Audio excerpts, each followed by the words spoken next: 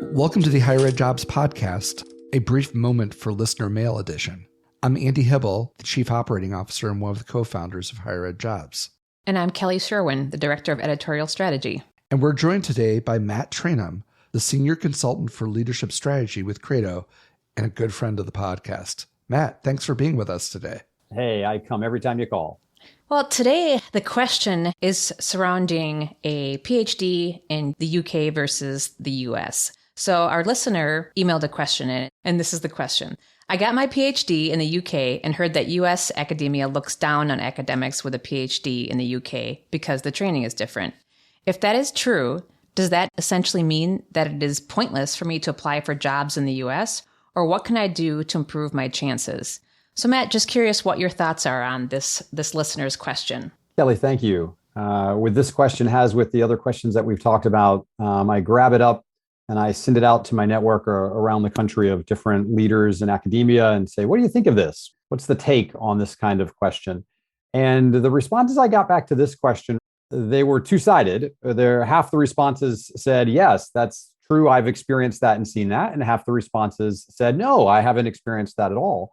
And it required me to dig a little bit into who was responding to my inquiry. And that gives me an answer for you all that perhaps adds a little bit of illumination to this question. And that is institutional type and size. So the smaller, the more regional of the institution, the more they seemed to not necessarily know what to do with international degrees.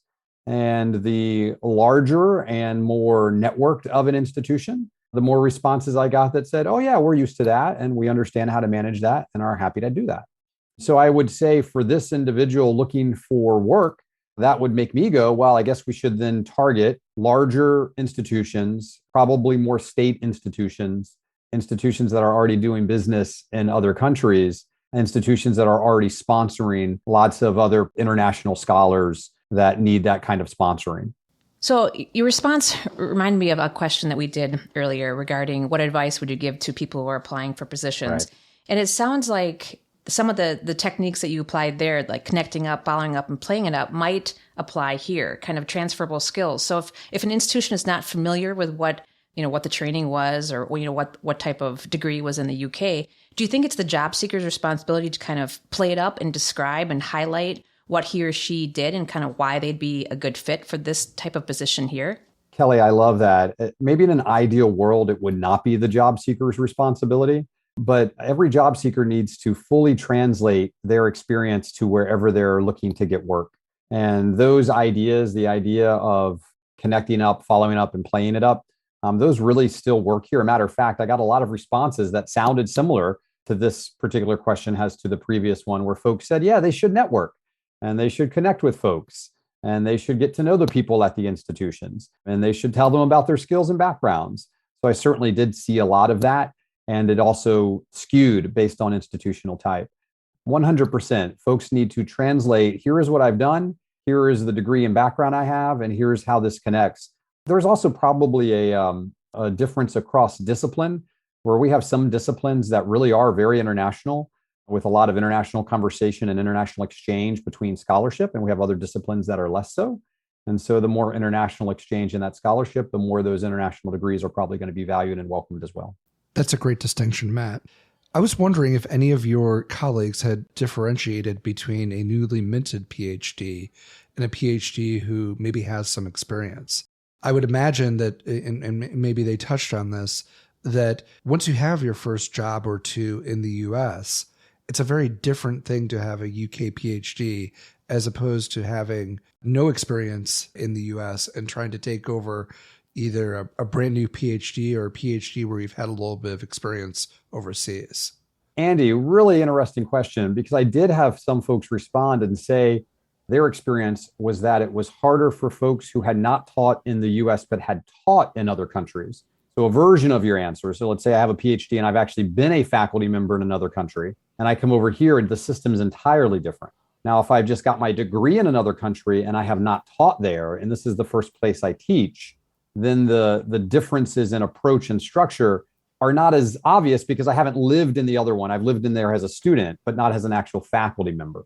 And so I did have folks that responded back and For instance, I've got up here on my screen, someone responded and suggested that if someone's coming from an international role looking for visiting positions, short-term contract roles, where they can come in and experience the U.S. higher education system in a way that is maybe safer for them and exploratory so they can see what they like. Well, thank you for those thoughts. I have a question actually to both Andy and Matt, and I don't know if there's an answer to this, but it kind of is zoning in on how this person said how U.S. academia looks down on academics from the U.K. How can we get rid of this snobbery? You know, a PhD, you are supposed to be an expert in your specified area. So if you're an expert in the US versus an expert in the UK, like why does this snobbery exist? So like I said, I don't know if there's an answer to this. I'm just throwing that out there. If either of you have thoughts to that. No Sorry, thoughts. Matt. Okay. There are no thoughts. How can we? I don't know if we can get rid of the snobbery. Okay. So Kelly, I love the question. The majority of responses that I got as I messaged out and asked people about this was more of a question of transferability of skills and experience and teaching approach. And I didn't get a sense of the snobbery piece, which is certainly in a little bit of the writer's question, a little bit of being looked down upon. I do think that is also a reflection of the exposure of the institution, the amount of connection that institution has with international locations and that kind of thing. I do a lot of work at very small regional institutions who might not necessarily know what a foreign degree entails. Okay, well, thank you. Well, I think we can all hopefully agree that, you know, the person asked essentially meaning that it is pointless for me to apply. And I think we can all say, no, it's not pointless. Like when I read this question, my heart was kind of like, well, of course you shouldn't give up. You know, you have to keep trying, you know, kind of going to our thoughts on people putting their songs in the playlist, having faith and keep going. So to this person who wrote this question, don't give up. Keep trying. I think you're spot on, Kelly. I mean, I think you have to recognize, even if you were just on a job search a year ago, every job search is different. These aren't cookie cutter. I think just like any other job search, if you're searching with a UK PhD, it presents its own unique way of going about it and some things you have to do differently than people who have US-based degrees. But I don't think the task is at all impossible. I think you just need to be more cognizant of the places where telling your story is going to require a little bit more work or coming at it a different way. Probably anybody who's coming at a job search is going to have a challenge or two like that. Contrary to what employers may lead you to believe, there is no perfect candidate for a job out there. There's not this ideal candidate that everybody's chasing after. There's candidates that come at positions with different strengths and bring different experiences. And your story is just your story. And Matt's previous advice from a couple of podcasts ago, play up who you are. This is who you are. I think having international experience and going to school in the UK could be something that would be really, really an awesome thing to offer some of the folks you'd be teaching. So lean into it. Don't lean away from it. Kelly, Andy, both of those things sound like so much wisdom. Thank you, Matt. Thanks, Matt. Thanks again for joining us today for our brief moment of listener mail. And we remind you, if you have any questions you want us to tackle in the next episode of A Brief Moment for Listener Mail, please tweet us at HigherEdJobs or email us at podcast@HigherEdJobs. And if you're looking for a soundtrack to your job search, go add our playlist to your library on Spotify. Thanks, Matt, for being with us. Thanks, man. see ya. Well, thanks for this brief moment with listener mail, which I hope has some sort of sound that happens whenever he says it. Like, I'm just hoping there's some sort of, like little slippery whistle or something that.